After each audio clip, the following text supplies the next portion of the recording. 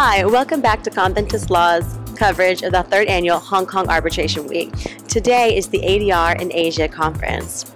Today we expect to hear from a variety of panelists and debates covering some interesting and hot topics such as pathological clauses, identifying and managing attorney misconduct, investment arbitration, as well as exploring other avenues of ADR such as mediation. We also expect to hear from some excellent speakers, including Zia Modi from AZB and Partners, who happens to be listed as one of Forbes magazine's top 10 most powerful women in India, Robert Pei from Orrcik, as well as Lord David Hope, who is the former Lord Justice General of Scotland. We were able to catch up with some of the attendees today, and here's what they had to say. I'm here with Robert Pei from Orrcik. How are you? Doing well, thanks. Good to be here. Thank you. Thank you for your time. I have a couple of questions for you. Sure. This morning there was a good discussion on pathological clauses. So my question to you is, what do you find to be some of the most common basis or reasons that we're finding pathological clauses in these arbitration agreements? So I think inevitably some transactional lawyers will tend to leave the arbitration clause to the last minute. It's famous for that. But even a sophisticated transactional lawyer will not always be alert to some of the problems that may arise. So an example I've seen is a very complex transaction with 18 different contractual documents involved, very good arbitration clause in each one of those documents, but they weren't coordinated. So you ended up with 18 separate arbitrations. That's a big problem. Okay. No, I appreciate that. There was also another discussion today about misconduct and the difference between what would be legitimate strategy versus misconduct.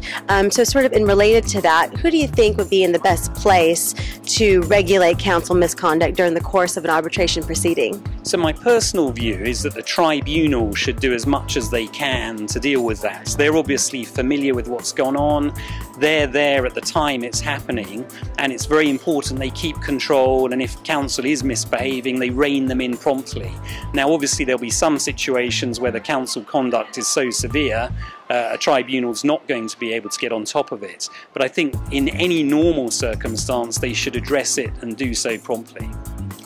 Great. Thank you so much for your time. I do appreciate it. Thank you. Who do you feel is best placed to regulate counsel misconduct during the course of an arbitration proceeding? Well, that's an interesting question, and I was just talking to a colleague about that inside after the last presentation. And I think to some sense it's a bit of a red herring, because actually it's all about the tribunal making the right decision at the end of the day.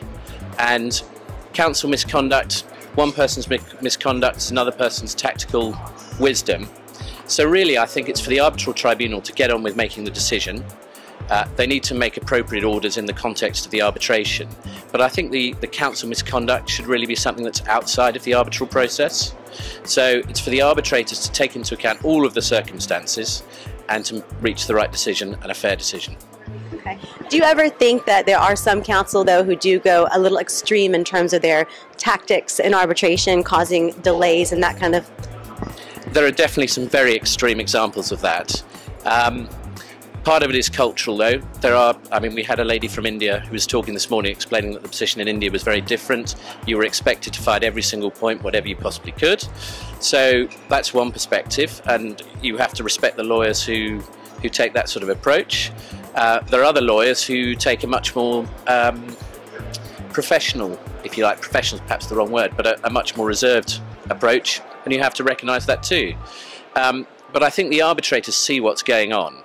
So if the arbitrators see misconduct in the course of the arbitration, then that's likely to be something that's going to weigh on them when they come to determine the case on the merits. It doesn't usually do your case a lot of good if you keep upsetting the arbitrators on the other side. Excellent, thank you. I just have one more question. It has to do with the session we just heard with regards to state-owned enterprises. Yeah. And I'm just curious, what factors do you consider when entering into an arbitration agreement with a state-owned enterprise? I think you've got to look at all the commercial context. You've got to look at the background of the jurisdiction that you're going to be operating in. You've got to look at the state organisations. You've got to look at the record in terms of enforcement of arbitration, compliance, those sorts of issues. So I think that the key when you're entering into an agreement in those circumstances is to look at everything. is to really understand all of the backgrounds. And I think the last thing you look at is the wording of the contract that you're entering into.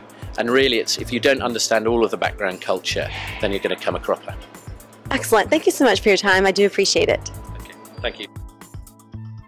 Hello, we're here with the Acting Secretary General from the HKIAC, Ruth Stackpool-Moore. How are you? I'm very well, thank you. I'm glad we're able to catch you. Just have a quick question. I wanted to get your opinion on something that was asked to the audience earlier today during the first session.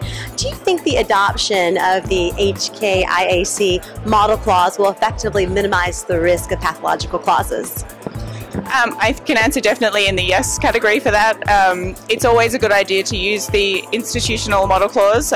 It's been well thought through, it's been very carefully considered, and you do avoid having unconsidered risks if you tweak it and you make other changes. And it really, particularly if you're doing any transactions in China, covers a couple of elements that really you might not be aware of to avoid if you didn't know any better. Such as? So under the PRC arbitration law, you need to make a specific reference to the Arbitration Commission. So we now include that in our model clause. Also, we include specific reference to non-contractual obligations.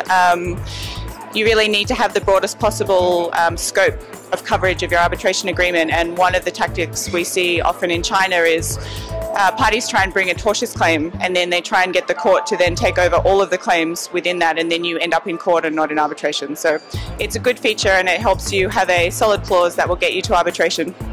Excellent. Thank you so much for your time. I know everyone's going back in at the moment, so thank you again. Thank you.